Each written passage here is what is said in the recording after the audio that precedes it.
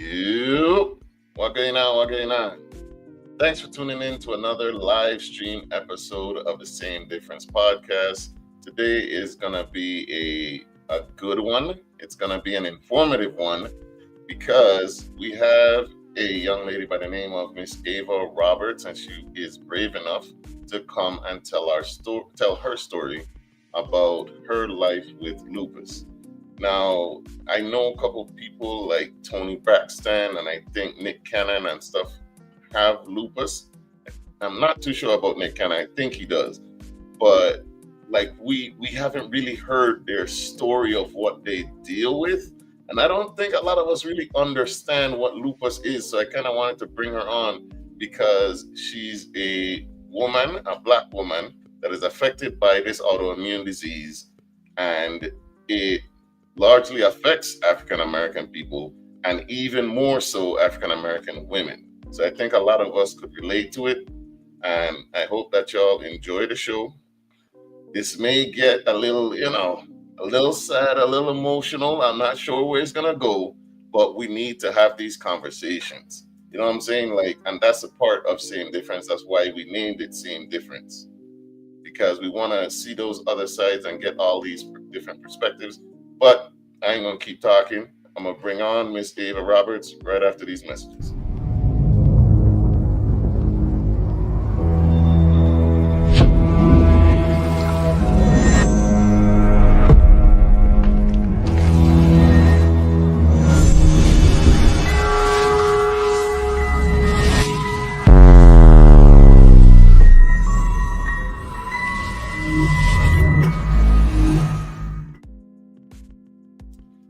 There she is. Thanks for coming. Thanks for coming. How you doing? Good evening. Good evening. I'm good. All right. So, Miss Roberts, if you want to go ahead and introduce yourself to the people, let them know who you are and why you're here this evening. Okay. Good evening, everyone. My name is Ava Roberts. I'm 39. I was born in Antigua, grew up in the U.S. Virgin Islands, and about 11 years ago, I was diagnosed with lupus nephritis.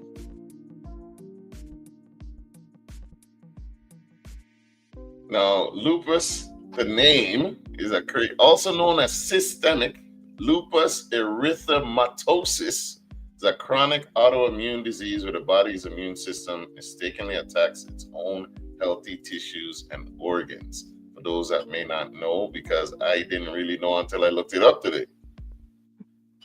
Now, you've been dealing with this. When were you diagnosed? Like 11 years ago, about 11 that. years ago. So Yes. I did my little YouTube university dive, and it was saying that the diagnosis is usually between 15 and 45, I think they said. Yeah, So it it was takes it takes a long time to choose. it. I'm thinking that it was hard to diagnose because it could be so many symptoms. I learned. So if can you tell us about what symptoms you were experiencing and how it led to the diagnosis? Okay, so um, it's a lot of symptoms for me. Like you get the brain fog, you get um anemia, you get a lot of pain, like joint pain. You for females, because I mean male have it too, but with females you get bad menstrual cycles. Your weight it it alters it. You increase and you decrease weight a lot. You get tired. Sometimes you lose your appetite. Um, what else? I did say fatigue, and it could be misdiagnosed for like other stuff like thyroid, hypothyroidism, and the other one. I forgot the other one because hypothyroidism is the one that they were trying to tell me that I had, but I don't. And it also can the symptoms can be similar to sickle cell anemia also, and that's more So common than the yeah, so lupus. it seems like it's extremely hard to diagnose because it could be Correct. so many other things. Correct. So like I'm assuming that when you first went in, or however you got to the doctor, They did not diagnose you correctly. No, How no. long did it take before it was like, okay, this is what it is for real? So when I start going to the doctor for like all these other symptoms, like the pain and stuff like that, they were telling me that the thyroid issue. Check, go to the endocrinologist.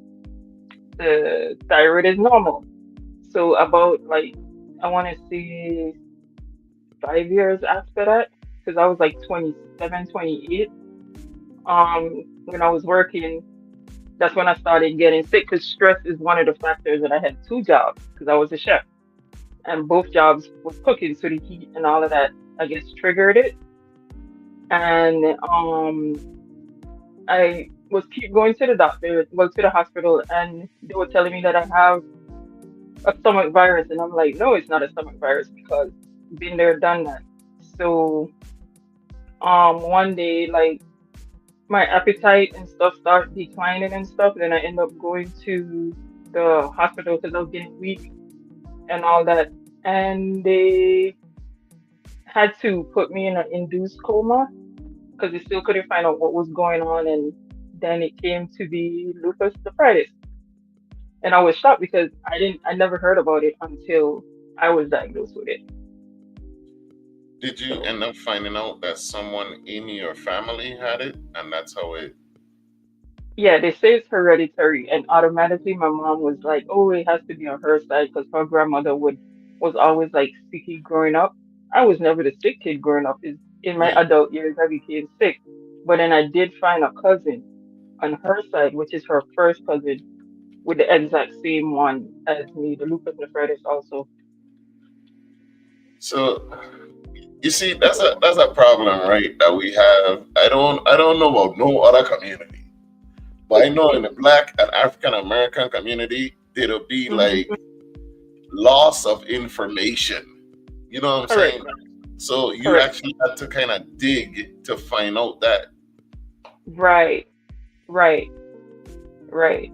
And this is somebody that I actually knew because we used to live in the same neighborhood in St. Thomas when I lived there.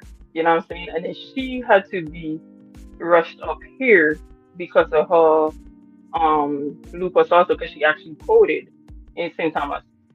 And then when she came up here she got the better treatment and stuff. So yeah. I don't remember, yeah, it's the same lupus as me, the kidney one, lupus nephritis. So we have a yo, what going on? What going on?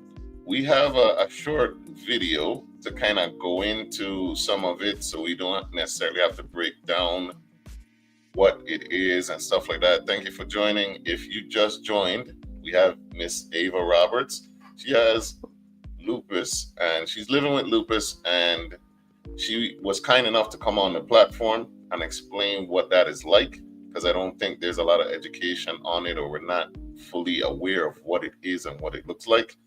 Apparently, because it could look like so many other things. So I'm gonna run this clip really quickly because I went down the rabbit hole just a little bit, and like I had to click away. So that's what I'm saying. Like you're a very strong woman, because one of the videos, right, was 6 minutes of this man Hmm. just telling me like it could be this, but it's not that, but it's chronic. But Correct. it's chronic, it's not lupus. Because I'm like, yo, this is terrible. Yeah, yeah. Yeah, we're gonna run this clip and then we're gonna get right back to it. Systemic lupus erythematosus, or lupus, is sometimes called the chameleon of conditions, as it often masquerades as other diseases and can be hard to diagnose. Hi, I'm Karen Kostenbader. I'm a rheumatologist and director of the lupus program at the Brigham and Women's Hospital. Lupus is a complex, multi-system autoimmune disease. 9 out of 10 cases occur in females, but it can occur in males as well. The peak age at onset is between ages 15 and 45, but again, it can occur anytime along the age spectrum. Lupus can affect many different body systems, including your brain, heart, lungs, kidneys, skin, joints, and blood.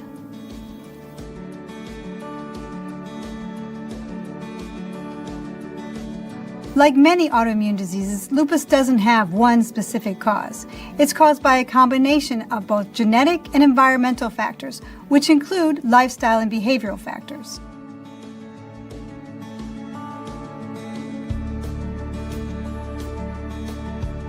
While there are thousands of potential symptoms of lupus, they can be grouped into two big categories: the nonspecific symptoms and the specific symptoms. Nonspecific symptoms are things that can happen in a virus as well, such as fever, fatigue, feeling run down, weight loss, joint and muscle pain. Specific symptoms of lupus include specific types of rashes, as well as specific types of inflammation in the brain, heart, lungs, kidneys, joints, skin, or blood vessels. Thousands of potential symptoms? Yeah. How? Okay. It's Now, crazy. okay. How did you deal with going to the doctor, right? You know that something is off.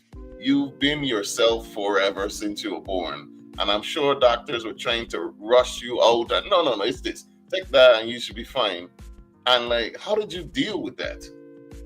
I mean, nobody know your body better than you, right? So, like I saying, when they were telling me all these other stuff, I'm like, nah, it ain't that, you know? Because like simple stuff like going upstairs, because when I used to live in an apartment, I couldn't really walk up the stairs. I used to have to like lift my leg, like hold the rail and lift. That's like that's not a stomach virus. Something is really going on, you know? So like that was like a sign right there. Then like I say losing the weight like fast was another sign. The fatigue, the fever, and I was ever the one to get sick. So I started looking at that. I would go to the doctor and they would be running stuff and like and I noticed like when you tell them, stuff in your family, that's what they quick to, wing off stuff as like with the thyroid, because that's what they was trying to tell me that I have, you know but it isn't. And it didn't take until I got really bad to go to the hospital is when they find out it's the lupus and not the thyroid issue.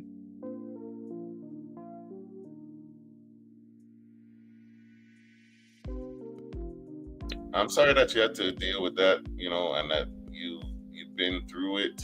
I Mhm. I have had, some run-ins with going to the doctor, nothing like what you're dealing with, but it's Mhm. like it's so frustrating when you don't know what's going on, but you Mhm. know it's not what they're saying. You know what I Right. mean? Right. It feels Right. almost like you're being gaslit to believe this thing, and then Right. flare ups, I think is what they call it. So they're That's not the chronic. word. Yes. So they're Yeah. not It's clear. when you have a flare up of lupus, how does it manifest for you? But you see, that's the thing, because when I got diagnosed with it, I never heard of it before. So, being the person that I am, I don't let stuff bother me, right? So, I didn't realize like heat. I knew they say stress is one of the triggers. Florida had. So then one of my older cousins was like, you notice every year you get flare up around the same time. So I started looking back from when I get diagnosed, and it was true. I always was ending up in a hospital during the summer, like between June, August, and stuff like that. So then I had to start avoiding the heat. You know what I'm saying? Which is weird because I anemic. Anemic people you can't be in the cold too much, but then I still can't deal with the heat. You know, it was a lot to adjust to, but I mean, you have to think on a wider aspect. Like I can't let it bother me, like I say, because stressing is circumstances beyond my control, pretty much. I just gotta live with it. You know what I mean? So that's Ah, what it is. I did see that one of the issues that comes up a lot is the fatigue, right? Hmm. Now, as a black woman dealing with this, dealing with doctors and stuff, there's another issue we got to kind of talk to. So, do you feel like when you were dealing with the doctors, they were dismissive of you? Because it sounds like you were like, I can just work through it or whatever, and they couldn't have made that any better for you. Yes. So in the beginning, no disrespect to the American doctors, they were the ones who were just like, oh, very dismissive and like run with it. So now all of my doctors are foreign doctors. I have the Indians and the Africans and like the Vietnamese.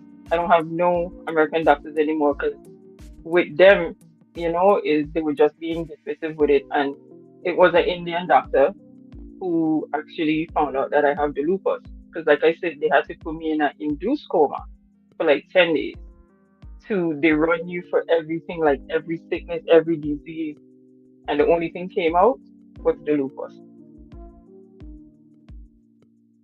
Can So, you, if you'd be so kind, can you uh-huh. run us through that story? Um, can you tell us the story of how you ended up in an induced coma and like what you experienced? Because I remember you saying, you said on a post like you could hear people. Can you tell us You about do, that? you do. So I had to be put in an induced coma because even though I was sick and weak, I still have a lot of strength. So I was like fighting the doctors and stuff like that because this is a new situation for me. They have all these tubes and all these different stuff connected to me. So they had to put like these gloves on my hand and stuff. And yes, in a coma, you could hear, but it's just that you cannot respond verbally. I could hear like, like when my parents and my aunts and stuff would come. Then one time I heard my brother, one of my brother them was there and he was like, I better don't say nothing about Baddest, because Baddest is my nickname.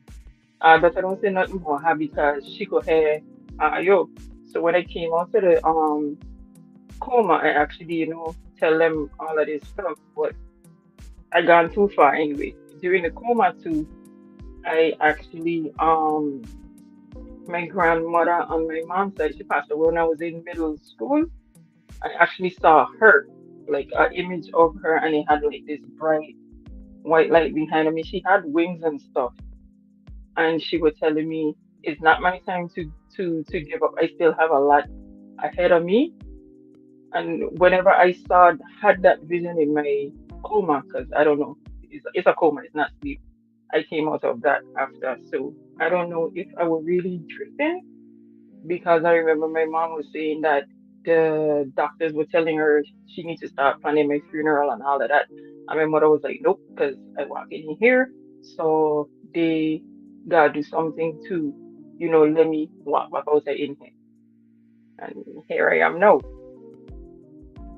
Oof. Oh, man, you blessed. You're blessed Yeah, for real. yeah. Because what still have you here to hear, be able to hear your story is gut wrenching because, like, do doctors not know that you can hear though? They don't know that you're They know cognizant what of they stuff. they know, but I mean I didn't hear them with that. It's my mom and like my family were telling me, after because after I came out of the coma, I had to go to rehab, so I had to learn how to walk, talk, do everything on my own again, and that's when they were telling me all of this.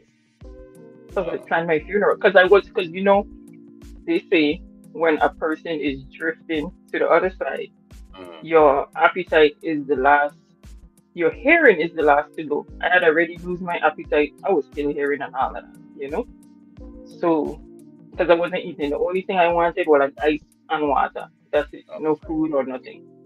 So they had to do like the feeding tubes and all these things. Feeding tube, breathing tube. I had the catheters, everything to pee and, you know, yeah.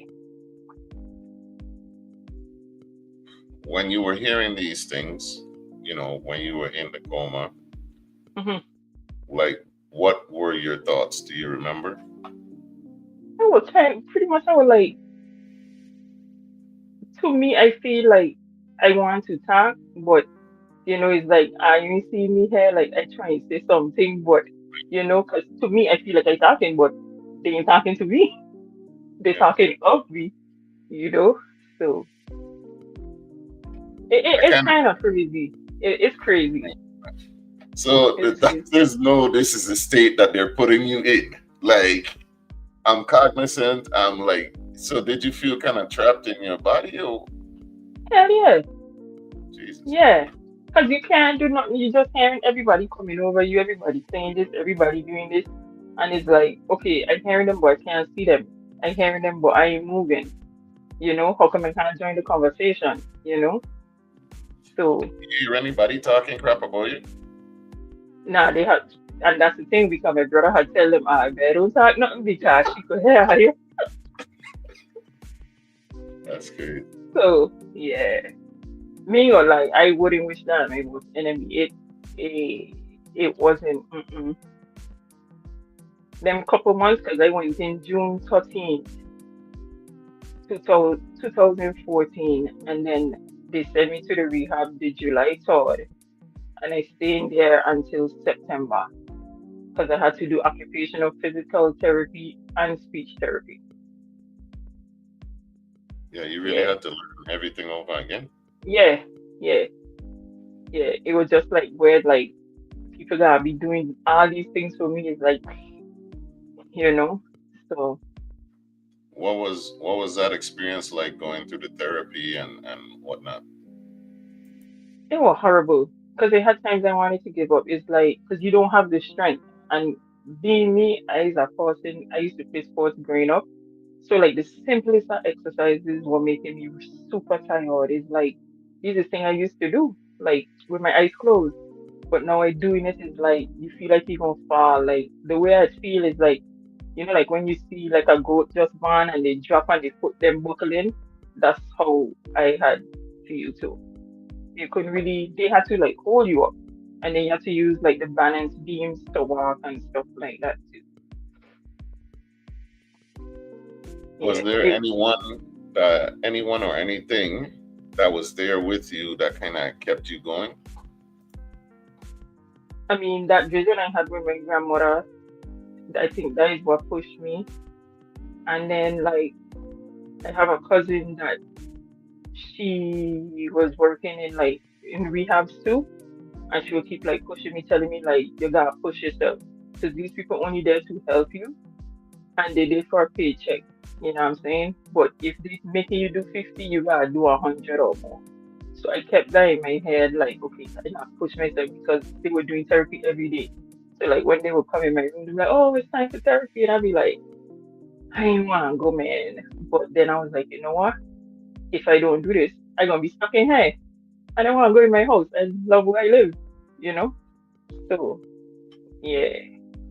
You tell the truth. Tell the truth. You were fighting them people in there, weren't you? You were pissing them off. In the hospital, that's why they had to put on the gloves. But in the rehab, I had some cool nurses. They had a Guyanese, a Trini, and a Jamaican nurse, and they were really cool. I hear that for the physical therapists and stuff, like you either get somebody that's like really manageable or you get like a drill sergeant. You know what I mean? I had in the beginning, I had a lazy one. Like this dude was just like, yeah, whatever. And then he had a new one. He was lazy bad man. Me gonna lie, the first time when I see him, I was like, what is dude supposed to be doing? Like, why he look like he looking, you know? But then, I mean, he was funny, but I wasn't feeling the vibes. And then this girl came after, and she moved like she was in the military and stuff. So I think that is what pushed me more to, See, yeah. yeah, the drill sergeant type that gonna stay on you. And Mm-hmm. was she like kind with it, or was it just She was barking? kind. Yeah, she was kind, and thing. But when she'd come in my room, she'd be like, "Oh, get up, it's time to go. We're not playing today." And I'm like, "If you don't get up my face, I say you lucky I can't walk, because man." So, but I mean, it was worth it because some people would be in rehab for like a long time. I only did it July, August, September, 3 months, and I was out. You That's know, awesome. so So that's yeah, just a testament to your strength and that you really wanted to get out of Amazon. You wanted to get back to where you yeah, were. yeah. And I was determined. I would like. I go make my first step on my body, and August 4th the year, I make my first step. Amazing. Yeah, 'cause, yeah, that was my goal. How have things been for you since? It's been, it's been okay. I ain't gonna say it's a perfect because with all of this, I had to stop working. So they get me on disability. So it's a fixed income. So I had to adjust to that. You know what I mean? But I still make it do. That's why I do what I do, on the side and stuff like that. But it, it, it could be depressing at sometimes, especially when you're accustomed to be doing and going. I know it's like, you know, but I don't like get to me. I try to tell people like it's to the point I had depression and anxiety that they wanted to put me on medication. I'm like, I'm not doing that. You know what I'm saying? There's ways you could control your depression and anxiety. You could find something that you like to do, cover, draw, walk, go by the water, do something, drive. You know what I mean? And I like to drive. I like the water, so I would go by like the park or I would color or something like that. And then I pick up this crafting thing. So I start doing that and it'll help. Because when I have other people, because I had to do dialysis too, because one of my kidneys were failing. I forgot to mention that. And when I meet other people on dialysis who have anxiety and depression too, and they say, yeah, they take medication for it, but it'll be hallucinating. I'm like, what? No, no, I'm good. I'm good. Yeah,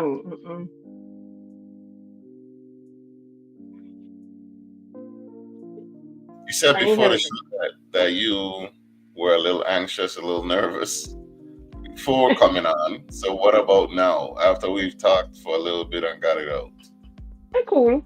It's cool. you, Yeah, yeah, it's what cool. could your loved ones, your friends, the people that care about you, the ones around you that want to be there for you? I know it's probably hard to ask for help, but what could they do to help you? Help make this a little easier. I mean, honestly, I don't ask for help for you. But I mean, the few friends that I have around me, I don't see them as friends. I see them as family, and um, they always there for me. I don't even have to ask them for anything. They just do. You feel me? And the same with family. You check, like they check for me day in day out. Like if it's a day and they don't hear from me, they'll be like checking and be like, "You good? You need anything or whatever?" That's what I'm saying. That's just it. But Okay, are you? I want to know. Are you like me, mhm, or you know, maybe you're a little different? But what you're going through, right? Do mhm. you kind of go into a shell, or do you actually like let people know what's going on with you? Oh, I gotta let them know. In the beginning, I ain't gonna lie. I used to seclude myself and cause I used to feel like I'm gonna be a burden on somebody, you know. But now I because of my friends too and stuff. I don't tell them because they're the types if something happened to me, they don't want to be the last one to find out and stuff like that. So island people, dumb island people, I should say, they like to hide stuff. Like when you're sick and things, they're like, oh, don't tell nobody because I don't want them to worry. I'm gonna tell you. You know what I'm saying? I'm gonna tell you. That's good. That's good. Yeah, Uh, yeah. I I want to say I really appreciate you coming on because I Cool. do this all the time, but you don't. You've never done anything like This this. I this my don't know. first time. I don't know if it's difficult to tell the story, but I really appreciate you coming on because you're amazing. Thank you for all that you Yeah, do, everything that you've been through and yeah, still doing. Like your story needs to be heard. yeah. I mean, um, they had other persons who do podcasts and stuff been asking me to do. Mm-hmm. join them and I'm like, no. But because like what you wanted, like it's because it's something of me. I'm like, you know what? Might as well. Because I always been wanting to do things like that, like meet other people and talk about it. In the beginning, I couldn't like really talk about it. Like I would then start to like tear up and stuff. Yeah. But now it's just like, yeah, you know. So because I've been through a lot. I get diagnosed with it. I did dialysis for 3 years. I got a kidney transplant 4 years ago. So, I mean, I've been through it. I've You been you're through it. meant you're meant to be here. That's what I Yes, see that as, yes, because not everybody has a kidney to receive, or you know what I'm saying. So right, I see that you're right, supposed to. So right. we do have a question in the chat. Crystal asks, "Do you approach life as a second chance now?" Of course I do. So, and that's a good question because I just celebrate two birthdays now. So my actual birthday is August 4th. When I got the kidney was February 11th. So I celebrate both because not too many persons can say, like, they've been through what I've been through and still here, you know? And even my doctor was like my nephrologist, which is the kidney doctor. He always tell me like he wishes other patients that has the lupus nephritis or even had a kidney transplant would look like the way that I look. And I'm like, I never understood what he said. And then like I joined a group with other lupus patients and I look at them and I'm like, yeah, you could tell they're sick. But you can't really look at me and tell, unless I open my mouth and say, well, yeah, I have lupus and this and that. So yeah, What's different though with you? different with me. Yeah, like you said, you could tell that other people. There are some people with lupus. You could tell that they're sick, but You could look at his skin. You could look at his skin, the hair. Did it okay? So most persons they will have like a what they call a butterfly rash, and yeah, that would be like in this area. I don't have it, but my cheeks to be like rosy red. Like if I wear makeup and I don't, you know what I'm saying?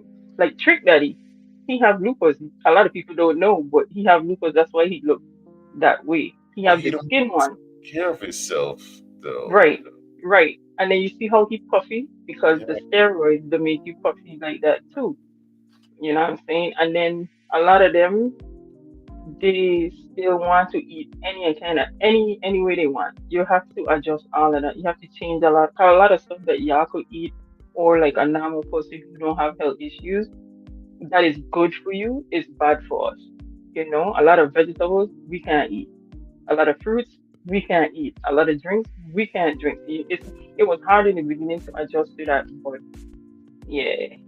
So I cold turkey a lot of stuff. A lot of people can't do that, because I'm like, shoot, like the lady asked, I get a second chance of life. Why I gonna mess it up for? You know?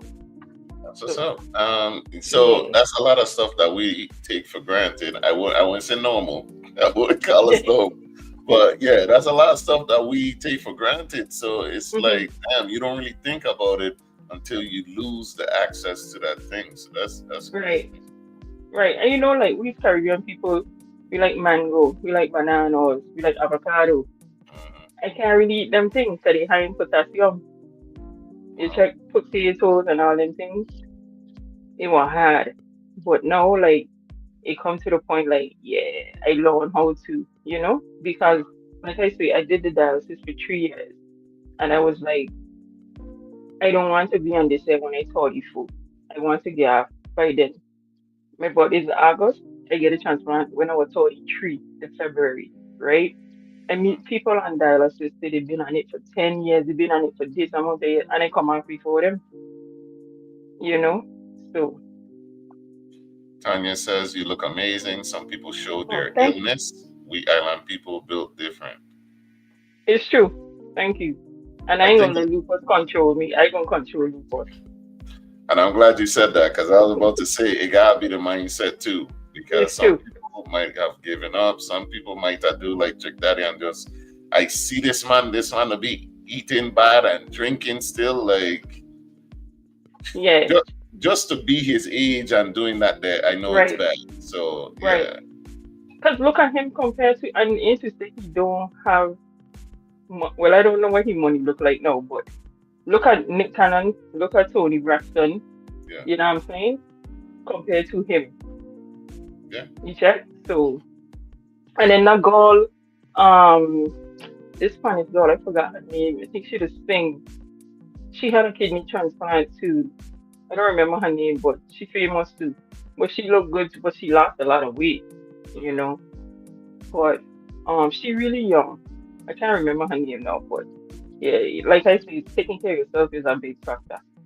How do you deal with the flare ups? Like I did read up and see that like one of the issues is just being in the sun. Period. Like how do So you deal with? knock on wood, I haven't had a flare up in years. When my Wow. cousin was the one who say, um, excuse me, like he noticed that I get sick around the same time. Hmm. So I would say from since I like 30 was the last time I had a flare up, knock on wood. Wow, that's And awesome. I thought it, I know. So, Damn, and I get diagnosed when I was 27. So, 27, 28. that's great. Yeah, Look at you. yeah, yeah. You doing it. I So mean, I had lose a lot of weight and stuff, but I mean, hey, I just to try avoid the sun. When I got to my doctor appointments that I always try and get, if it's 8 o'clock, 7 o'clock, hey, give me that. So I could be out the sun, you mhm, know? damn. So Yeah. it took a real adjustment of your life. Mhm. Did what it took. Mhm. Yeah. What is it? Selena Gomez that has That's the name. That's is the her- name. Yeah. yeah, she did lose a whole lot of weight. Damn. Yeah. Yeah. She had her transplant before me because one of her friends did the transplant for her. And one of my brothers was gonna do it with give me his kidney. And I was like, oh, you have your children and stuff. And he was like, they'll be trying to get it more. I use my sister. So when I Okay. got the call, I was like, but I ain't hearing him say because you got to do a lot of blood work. Because even though we siblings, we get the same mother and father, he could still not match me. You know what I'm saying? So when I got the call, it's like I got the call this Tuesday and they say they got a match. And then the following week, they tell me I gotta come, you know? So, no, they tell me I on the list. And then the following week, I did it. Yeah. But, and I was stressing myself. I had to tell people try to avoid Google because I was Googling like the whole process of the transplant. And I was like, oh, they Yeah. said saying like 6, 7 hours and this and that. It went that long. Because when I look at the time when they were sedating me, it was like after 7. And when I opened my eye, it was like 11, 10 something, 11 o'clock. So, and then the pain, I was walking the same day. I had to do therapy to walk, and I was walking the same day. And even the doctors was like, you sure you had a transplant today? I'm like, yeah. So, So you're strong, son. I tell you, well, I'm a Leo. They say Leo is lion, so I guess, I guess. No, you've been through so much, and you went years without flare ups. Been dealing with this for a while. Looks like Hmm. you're doing it the right way. What advice Yeah. would you give to anyone diagnosed with lupus that may see this? I mean, I would tell anybody who get diagnosed, not only lupus, but anything. Follow whatever regimen your doctor then tell you to do. If they tell you to not eat something, not to drink something, do it. But you still gotta be active in life. You still gotta take care of you. You know what I mean? Take your medication on time, as always. And don't let it stress you out because it's something that you have. It's something beyond your control. Circumstances you can't control, like you say. Just live your life and stop thinking like, oh, what if, what if, what if? I don't do that thing. Like once today come, I deal with today. I don't plan out like, oh, I'm gonna do this and I'm gonna do that, because then you're gonna frustrate yourself if you ain't get to accomplish everything in that day. You know what I'm saying? So just live. I ain't saying live on the edge, but do what you gotta do that way. Oh man, this has been inspirational. So you have the disease. Don't let the disease have you. That's what it sounds like. Correct, correct. 'Cause I stronger than it. I Love stronger it. than it. Now, can you can you give the people, if they may want to reach out after seeing this, can you give them like your socials or how they can reach out to you or anything? Yeah, I'm on Instagram, decors underscore by Ava on Instagram. Mm-hmm. And that's it.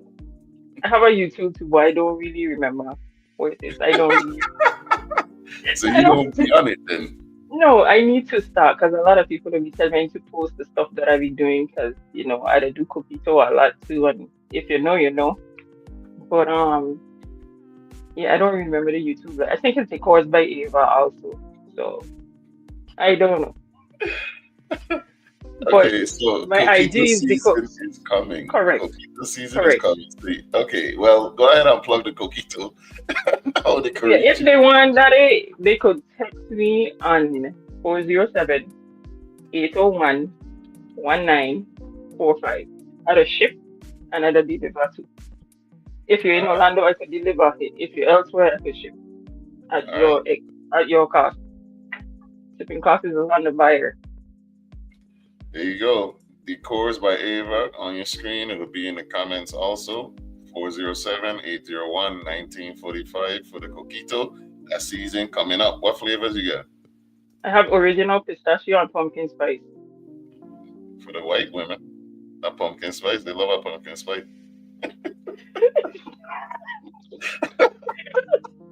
For me, that is I don't like anything pumpkin flavor unless it's Fritos. I can't drink.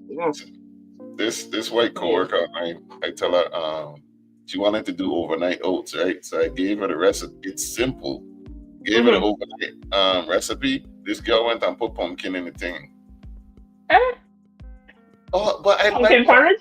first of all, I was like, why you even just have a pumpkin at the house? Like, who Right. even have pumpkin? I understand. Like, so she messed up the whole recipe, right? So I And decided she I should. just make it for you and give it to you. Wow. Oh no.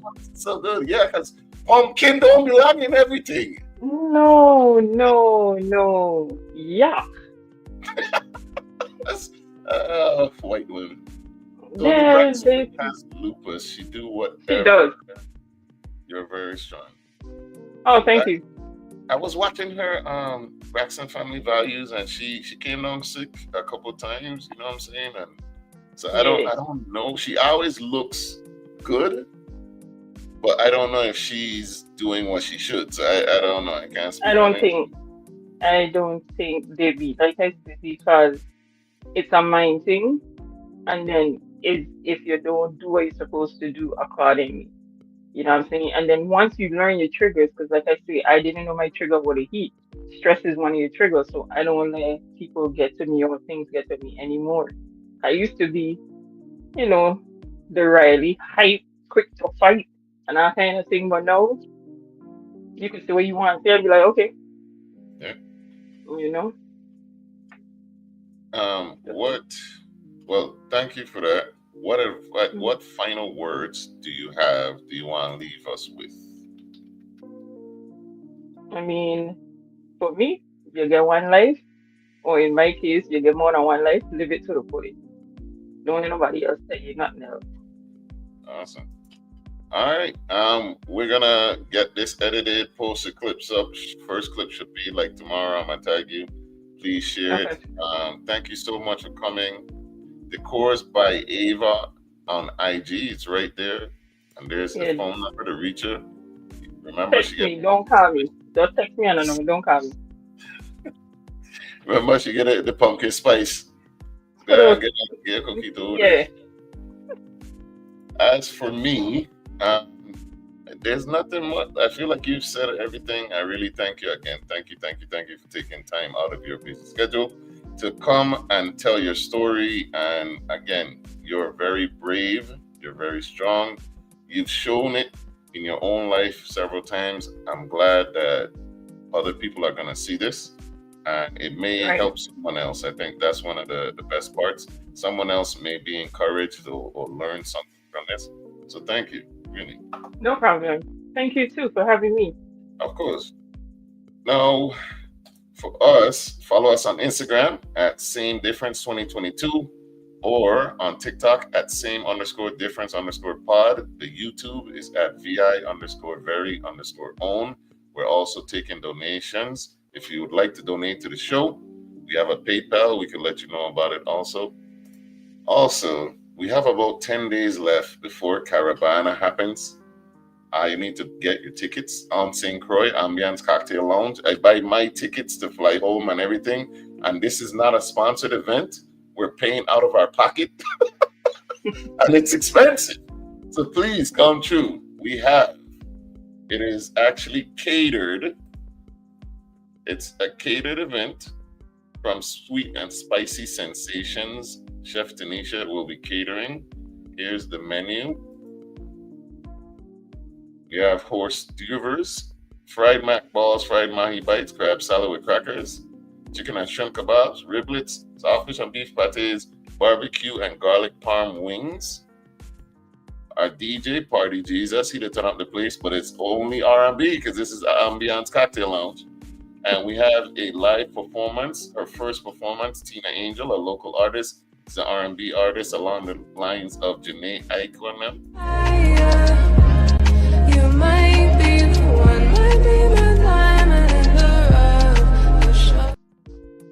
Should be doing couples covers and some original songs, and then we have dessert from the sweet stuff. All local, all paid for by us. All right. At Ambiance Cocktail Lounge, November 1st. Get your tickets. They're available on Eventbrite, Caravana. Sunday, don't forget, a different day with John Nisi's happening Sunday. Thank you guys. Thanks for coming. Share the live. We appreciate you so much. We love you. Peace.